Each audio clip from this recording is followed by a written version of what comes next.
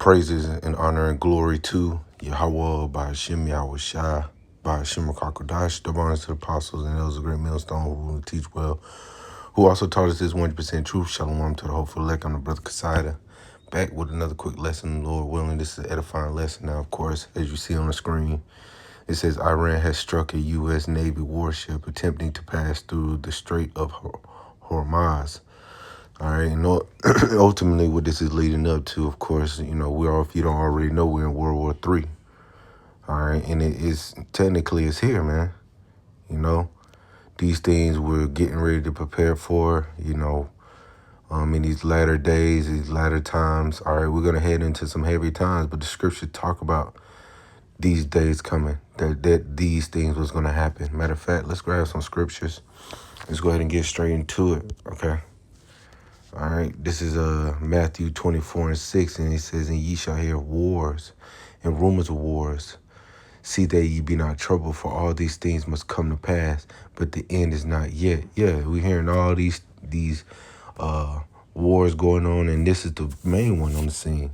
Iran and Israel and America against one another. All right, but you're gonna start seeing more countries coming into this battle, man. Okay.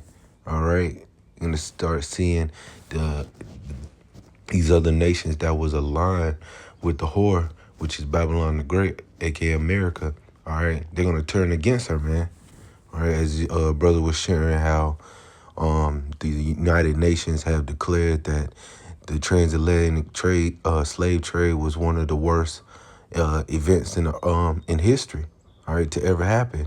But it says that the only two nations that was opposed to it was the U.S. and Israel, all right? And, of course, they would, all right? But ultimately, this is what it comes down to, okay? It's coming down to these nations turning against one another, and primarily against the whore, okay?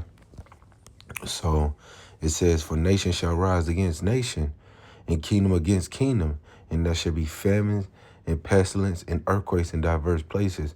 All these are the beginning of sorrows." And one of the things how you know we're in war, all right, is when prices start to go up, all right, on gas, on food, all right. You're going to start seeing less food in the stores. These are tall, telltale signs of history.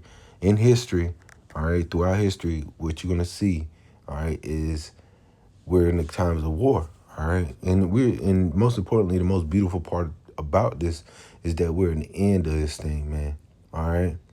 We're at the end of this. We're getting ready to get out of here, man, okay? That's the beautiful thing about it, all right? Because the Lord said these things are going to happen, but he said, "Be ye not troubled," all right?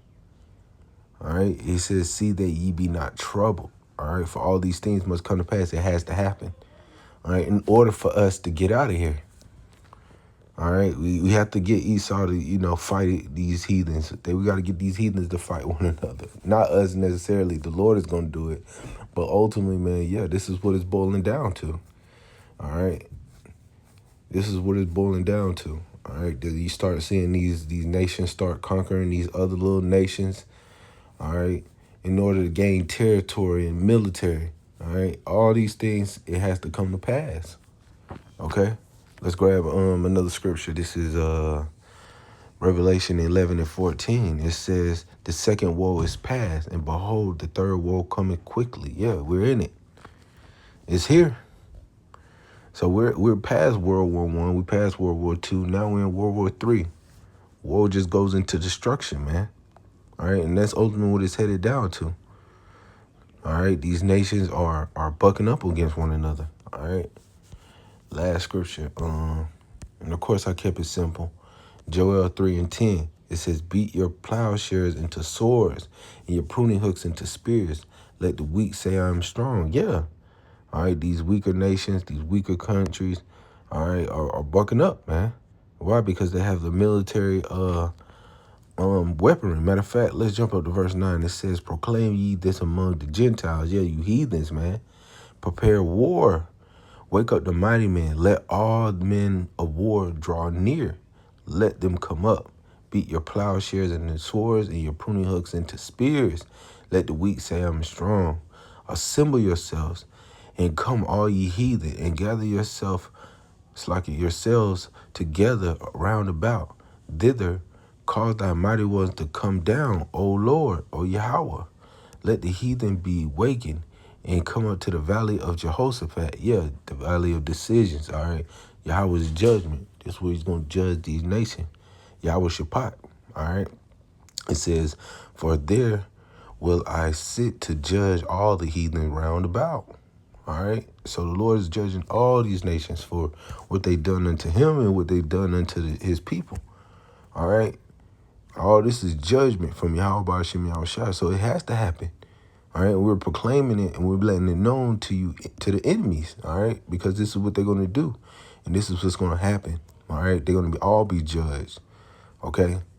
So I just wanted to get in that, Lord willing, this is a edifying lesson. I want to give all praises, all honor and glory to Yahweh, Ba'ashem Yahweh Shai, Ba'ashem Kakadash.